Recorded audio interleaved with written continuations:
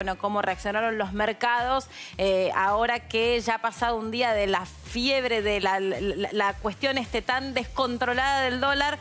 Estábamos siguiendo minuto a minuto, pero bueno, en un ratito lo vamos a analizar con él. Ahora nos metemos en una situación, la verdad, muy reprochable y muy incómoda que le tocó vivir no solamente a una mujer, sino a un grupo de mujeres en Morón dentro de un probador de ropa. Pero eso en un ratito. Ya está Marcelo López Macía entonces para poder hablar con Ismael Bermúdez. Marce, buen día.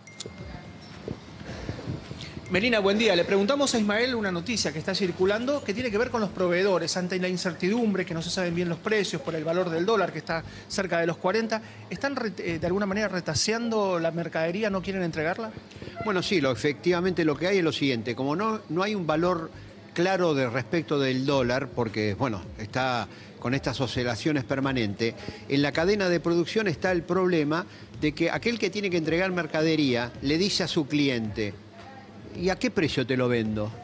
Esa es un poco la incertidumbre que hay. No hay precio a la hora de...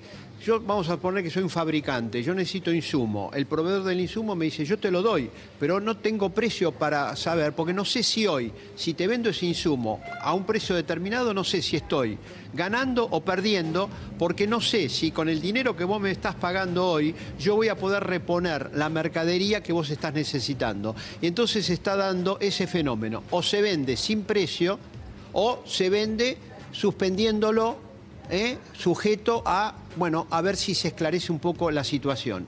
Esto realmente es muy preocupante. ¿Por qué motivo? Porque como estamos en un periodo muy recesivo, esta interrupción de la cadena digamos, de provisión de mercadería ya en algunos segmentos no es una noticia positiva, y a lo que se agrega también el hecho de que la propia cadena de pagos está muy influenciada por todo lo que tiene que ver con el aumento de la tasa de interés, lo cual introduce una incertidumbre también muy grande. ¿Por qué motivo? Porque aquel que tiene que financiar la compra con un crédito, con un préstamo, la tasa de interés es tan pero tan alta que es prácticamente prohibitivo para ese cliente bueno, poder concretar la operación. Eso lamentablemente es la situación actual, que se deriva justamente de la incertidumbre del valor del dólar y la incertidumbre que hay sobre los próximos pasos que puede llevar a adoptar el gobierno, porque se están anunciando nuevas medidas a partir del día lunes. Chicos, los escucho, Ismael. Gracias, Marce. Ismael, respecto de los supermercados, yo hace un rato hablaba con una conocida, una fuente conocida que trabaja en un supermercado muy importante, una cadena argentina. Ella se dedica justamente a lo que es la compra de los productos y la cuestión de las góndolas concretamente. Y ella me decía: todavía no hay desabastecimiento, pero ayer la verdad es que todas las empresas que concentran el 80% de las góndolas, puntualmente en cuestión de alimentos hablo, no otros productos, puntualmente, ella describía como que todas las empresas pidieron como una tregua de 2-3 días, que todavía el consumidor no lo va a observar en la góndola. Es decir, si hoy vas al supermercado, si vas el fin de semana, no es que te vas a encontrar con faltantes, pero sí que lo que han pedido es: queremos ver cómo se acomoda todo esto, porque la pérdida que podemos llegar a enfrentar es muy grande y bueno, necesitamos saber cómo se estabiliza un poco para poder tener un precio de referencia para los productos. ¿Por qué todavía? Porque bueno, muchos van a ir al supermercado y van a decir: no, yo veo que está, por ahí está un poquito más caro alguna cosa, pero algo a lo que lamentablemente venimos acostumbrados, pero no hay desabastecimiento. ¿Por qué después de este fin de semana puede llegar a haber? Claro, bueno, porque lógicamente el supermercado tiene un stock, pero él necesita reponer ese stock. Cuando llama al proveedor para reponer el stock, le está diciendo esa tregua que vos estás señalando, que tiene que ver con el hecho de que el proveedor no sabe a qué precio le tiene que estar vendiendo al supermercado. Ahora, cuidado también, porque el supermercado está asumiendo un riesgo. Él está vendiendo una lata de algún producto o está vendiendo, no sé, una botella de alguna gaseosa y a un precio determinado. Vamos a poner que él lo está vendiendo a 40 pesos. Él, cuando vende a 40, con esos 40, al día siguiente, cuando tiene que reponer esa mercadería, ¿a cuánto lo va a comprar? Si lo compra a más de 40, evidentemente hizo una pérdida porque vendió algo a 40 cuando la reposición de ese mismo producto al día siguiente le está costando quizá 42 o 43.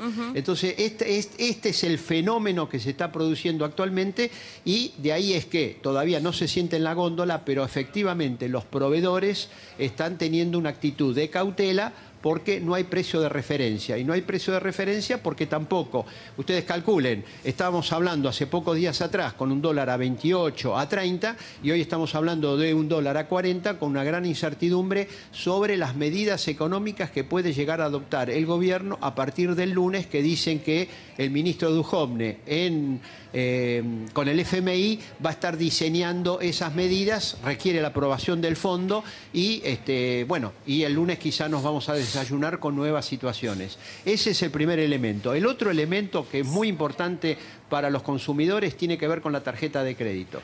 ¿Por qué motivo? El aumento de la tasa de interés que decidió el Banco Central y que dijo que la va a mantener por lo menos en estos niveles hasta fin de año, implica un encarecimiento del costo financiero de la tarjeta de crédito.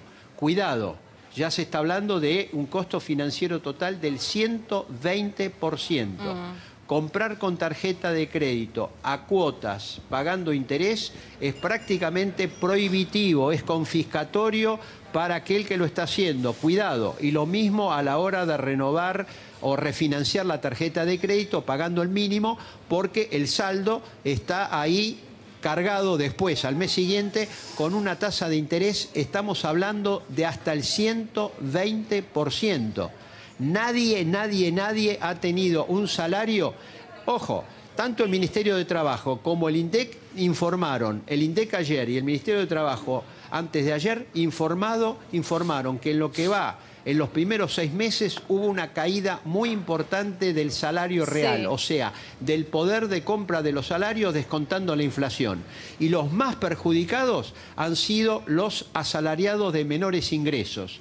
Con lo cual, esto nos va a anticipar, lamentablemente, un nuevo incremento de la pobreza en la Argentina. Estas es las consecuencias que tiene la disparada del dólar, la suba de la tasa de interés y todas las medidas de ajuste que se están tomando que castigan de manera muy pero muy fuerte y bueno, a los que vivimos del trabajo, a los jubilados que finalmente la jubilación es una suerte de salario diferido y que, en lo que va de los últimos 12 meses tienen un aumento acumulado del 19% con una inflación que ahora ya la mayoría de los economistas está hablando de ¿cuánto? 37, 38. Sí. Hoy mismo nos desayunamos en el boletín oficial que las prepagas aumentan un 8% a partir de octubre.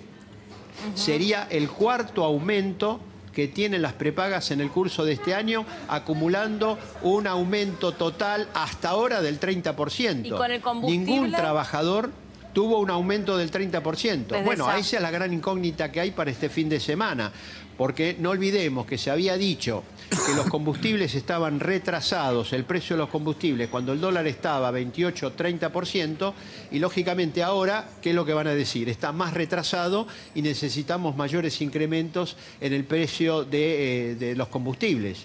Lo mismo va a pasar definitivamente también con el tema de la luz y el gas, el transporte público, porque finalmente de una manera u otra son todas tarifas que están dolarizadas. ¿Qué va a pasar con el viaje de Duhovne y lo que finalmente acuerde con el Fondo Monetario Internacional, a donde mientras tanto se estuvieron reuniendo en la residencia de Olivos con todo el cuerpo que se encarga de gestionar este gobierno, a donde hubo señalamientos directamente contra el titular del Banco Central, hay desinteligencia, hay crisis dentro del equipo, digamos, con estas variables y estos condimentos, ¿cómo nos vamos a sentar a realizar o a darle forma a un acuerdo con el Fondo Monetario Internacional? Bueno, se está hablando de un acuerdo, es decir, replantear el acuerdo con el Fondo Monetario Internacional. Aparentemente las medidas que se podrían llegar a disponer serían de medidas de mayor ajuste. Mayor ajuste significa, lógicamente, caída del salario, recorte de obra pública, bueno, acentuar lo que estuvo haciendo el gobierno hasta ahora. Ahora, con eso hay que tener mucho cuidado y el gobierno debería tener mucho cuidado por lo siguiente. escuchen bien lo que voy a señalar, que es muy importante. El gobierno, con todas estas medidas de ajuste, porque recorta la obra pública, recorta los planes de vivienda, baja los sueldos o los aumenta por debajo de la inflación, aumenta las tarifas, etcétera, tiene un ahorro fiscal. Ahora, ¿qué es lo que sucede? Ese ahorro fiscal lo pierde por el lado del pago de los intereses de la deuda, porque los intereses de la deuda están en dólares. Y entonces el Tesoro Nacional, por un lado, ahorra recortando la obra pública, y eso acentúa la recesión, pero por otro lado, aumenta la cantidad de pesos que necesita para comprar los dólares para pagar los intereses de la deuda. Entonces, lo que se ahorra por una ventanilla, lo está gastando por la otra ventanilla. Ahora, ahorra por el lado de ¿dónde? Del sueldo y de la producción. ¿Y lo pierde por dónde? Por el lado financiero. Claro. Ustedes calculen que ahora el gobierno, si antes tenía con 30 pesos, podía comprar un dólar y pagar intereses de la deuda, ahora necesita 40 pesos. El último informe de la Tesorería de la Nación está indicando que más del 15% de lo que el gobierno recauda en impuestos se va en intereses de la deuda. Con este salto del dólar, seguramente nos vamos a ir al 20%. O sea, de cada 100 pesos que nosotros pagamos de impuestos, 20 se van en intereses de la deuda. Y lo que, insisto, el gobierno ahorra por un lado, lo está perdiendo por el otro. Entonces tienen que tener mucho, mucho cuidado con las medidas que están discutiendo con el Fondo Monetario Internacional y que en principio serían anunciadas el día lunes. De todas maneras, hay fuertes disidencias también. Sí. ¿Por qué motivo? Porque una de las medidas que está discutiendo el gobierno es reimplantar las retenciones al campo. Sí. Y ustedes vieron que en otras oportunidades, cuando el gobierno intentó eso, tuvo una fuerte oposición de la sociedad rural y de distintas entidades rurales. Apenas empezó a trascender esto en la prensa, en el día de hoy la sociedad rural salió a criticar la eventual aplicación de esta medida. Por lo tanto, bueno, ahí hay disidencias muy fuertes y el otro tema es la propia disidencia que hay dentro del gabinete. ¿Por qué motivo? Porque hablan los ministros y ya prácticamente nadie le cree. Y entre el propio Gabinete Nacional se empiezan a pasar entre ellos facturas internas diciendo, bueno, la culpa la tenés vos, la culpa la tiene otro. Esto es cuando una familia entra en desgracia y empiezan las peleas internas. Sí, bueno, Ismael, esa familia en desgracia hoy lamentablemente es el Gabinete Nacional. Sí. Hablando también en las últimas horas con algunas personas que se encargan más bien de la cuestión técnica dentro de lo que es el Ministerio de Economía, digamos, ahí mismo creen que hasta que no haya un cambio dentro del gabinete, es decir, hasta que no haya un gesto político, no se va a poder volver a sembrar confianza en lo que se anuncia y, en definitiva, en lo que nos repercute a todos. ¿Vos también crees en este sentido que tiene que haber algún gesto más bien de índole político que económico, financiero, o no? No basta con cambio de nombres en el gabinete, tiene que haber una rectificación de la política económica. Ustedes vieron que el jefe de gabinete dijo que esto no es un fracaso de la política económica, entonces yo pregunto lo siguiente. Si hay fuga de capitales por 20.000 millones de dólares, si la economía entra en recesión, si la inflación que iba a ser del 15%, como dijeron, ahora estamos hablando si va a ser del 35% o del 40%, si cae el empleo, si cae la actividad y si hay toda esta incertidumbre, ¿necesitan más evidencia para darse cuenta de que esto no camina?